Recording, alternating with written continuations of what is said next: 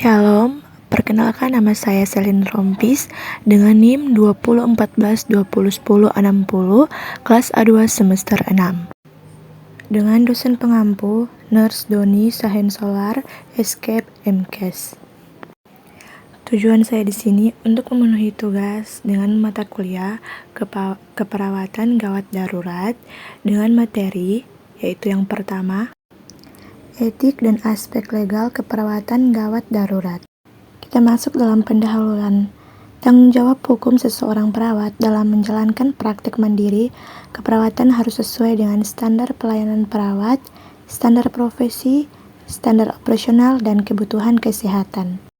Kita masuk dalam etik keperawatan gawat darurat. Etik berasal dari kata etsis, artinya prinsip moral atau aturan perilaku. Etik adalah apa yang seharusnya seseorang berperilaku dan bertindak dalam hubungannya dengan diri sendiri, orang lain, dan lingkungan. Prinsip moral dan aturan perilaku digabung dalam suatu pedoman menjadi kode etik. Kode etik adalah suatu pedoman yang mengandung norma-norma dalam berperilaku. Kemudian kita masuk dalam tindakan keperawatan, yaitu yang pertama, kaji tanda-tanda vital pasien, kaji fokus pembicaraan, kemudian kaji alasan dan tingkat kecemasan, dan yang keempat, biarkan orang terdekat menemani dan membantu pasien, kemudian yang kelima, bersikap tenang, tidak panik dan tegas, kemudian yang terakhir, jelaskan program pengobatan dan alasan. Selanjutnya kita masuk dalam peran perawat dalam gawat darurat, yaitu yang pertama, life saving. Pemberi asuhan, advokat pasien, kolaborator. Kemudian kita masuk dalam monitoring, yaitu yang pertama tanda-tanda vital, tingkat kesadaran, hemodinamika. Kemudian kita masuk dalam psikososial, yang pertama cemas, dan yang terakhir kehilangan. Hak-hak perawat. Undang-Undang Dasar Nomor 36 Tahun 2009 Pasal 56, yaitu yang pertama, perawat berhak mendapatkan perlindungan hukum dalam menjalankan tugas sesuai profesinya. Perawat berhak mengembangkan diri sesuai latar belakang pendidikan. Kemudian perawat berhak menolak keinginan pasien yang bertentangan dengan standar dan kode etik profesi. Kemudian yang terakhir, perawat berhak mendapat ilmu pengetahuan secara terus-menerus. Kewajiban perawat, yaitu yang pertama, menghormati hak pasien, kedua, melakukan rujukan, ketiga, menyimpan rahasia sesuai perundang-undangan, keempat, memberikan informasi tentang masalah kesehatan dan pelayanan yang dibutuhkan, kelima, meminta persetujuan tindakan keperawatan, dan yang keenam, melakukan pencatatan askep secara sistematis, kemudian yang terakhir, mematuhi standar. Termasuk dalam definisi keperawatan gawat darurat.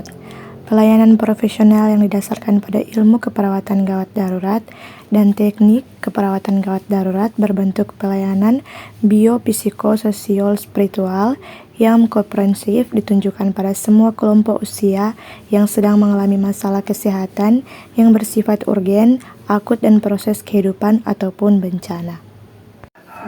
Perawat gadar, seseorang perawat profesional yang memiliki kompetensi untuk menyelamatkan dan melaksanakan praktek keperawatan secara efektif. Lingkungan gadar merupakan tempat di mana pasien memerlukan intervensi oleh pemberi pelayanan keperawatan. Pasien gadar, pasien yang memerlukan intervensi nyata di mana terjadi perubahan status fisiologis atau psikologis CR tepat yang mengancam nyawa. Keperawatan gadar memiliki karakteristik yang unik di mana tidak semua area keperawatan memilikinya, yaitu yang pertama, aspek legal dan etik keperawatan gadar, kemudian traik, kemudian stabilisasi dan resusitasi, keempat, standar kompetensi, dan yang kelima, komunikasi efektif. Kita masuk dalam asuhan keperawatan. Asuhan keperawatan gawat darurat adalah rangkaian kegiatan praktek keperawatan gawat darurat yang diberikan pada klien oleh perawat yang berkompeten untuk memberikan asuhan keperawatan di ruangan gawat darurat. Kita masuk dalam yang terakhir, yaitu kesimpulan. Yang pertama, perawat dalam membuat asuhan keperawatan harus berdasarkan pengkajian, diagnosa keperawatan, implementasi, dan evaluasi. Kemudian yang kedua, asuhan keperawatan gawat darurat didasarkan pada pengkajian primer dan sekunder. Kemudian yang ketiga, teknik komunikasi terapeutik. Tren adalah hak yang sangat mendasar dalam berbagai pendekatan analisa. Trends juga didefinisikan salah satu gambaran ataupun informasi yang terjadi pada saat ini yang biasanya sedang populer di masyarakat. Isu adalah suatu peristiwa atau kejadian yang dapat diperkirakan terjadi atau tidak terjadi pada masa mendatang. Isu adalah sesuatu yang sedang dibicarakan oleh banyak orang, namun masih belum jelas fakta atau buktinya. Keperawatan gawat darurat, sesuatu yang sedang dibicarakan banyak orang tentang praktek atau mengenai keperawatan baik itu berdasarkan fakta maupun tidak. Keperawatan gawat darurat merupakan pelayanan profesional keperawatan yang diberikan pada pasien dengan kebutuhan urgen dan kritis. Kemudian yang pertama, CPR atau RJP. CPR atau RPJ adalah tindakan pertolongan pertama pada orang mengalami henti jantung dan henti napas. CPR bertujuan untuk membuka jalan napas yang tertutup atau menyempit.